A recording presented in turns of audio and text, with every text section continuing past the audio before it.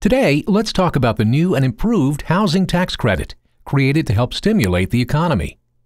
This is Bob and Sally. Bob is in the doghouse because they missed out on the $8,000 first-time home buyer's tax credit. You see, Bob underestimated how long it would take for the loan process, and they missed the deadline by days.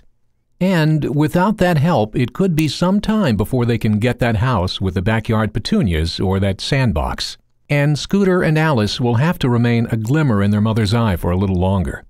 Then, as Bob was searching for a part-time job, he came across it. News that the tax credit has been extended to April 30th, 2010. Yippee! Shouted Bob as he and Sally did the happy pants dance all the way to the office of Ernie Sandelhoff, their tax guy extraordinaire. You're lucky, said Ernie, looking directly at Bob. They have extended the tax credit an additional 6 months, through to April 30th, 2010. And they've also expanded it so people like me, who already own a home, can also get a tax break if we buy a house. But first, let's talk about you, the first-time buyer. Here's how it works. The federal government wants to stimulate the housing market, and they're offering these incentives to get it going. You can get 10% of the purchase price, up to $8,000. And since just about every home costs more than $80,000, you'll get the full amount. More people qualify now, too. You can earn up to $225,000 a year jointly, or $125,000 filing individually. They call this a tax credit, but it's really cash to you. See, when you submit your tax return, you simply fill out a form to show you qualify for the credit and attach proof of purchase for the home.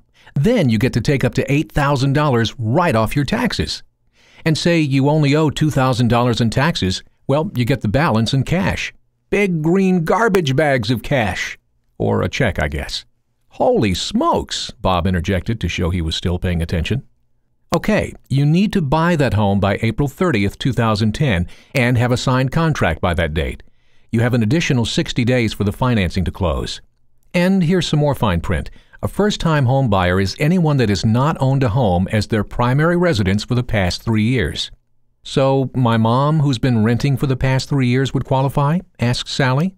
Yep, and this covers condos, co-ops, manufactured homes, townhomes, even houseboats. But you said this tax credit includes people that are not first-time home buyers, like Bob's mom and dad? Asked Sally. Yes, it is cool if they buy between November 7th and April 30th, 2010. Here's how it works. If you have owned a home as a primary residence for 5 consecutive years within the last 8 years, you may qualify. The home must be $800,000 or less. If it costs even a penny more, you'll get no tax credit at all. It can be a move up or downsize, and these buyers can qualify for a $6,500 credit. You can even lease your current home and buy a new primary residence and qualify. So hey, it's time to call your realtor back. I recommend you go to this website. They have all the details on this tax credit, plus tons of other information about home ownership and the home buying experience. www.wahomeowners.com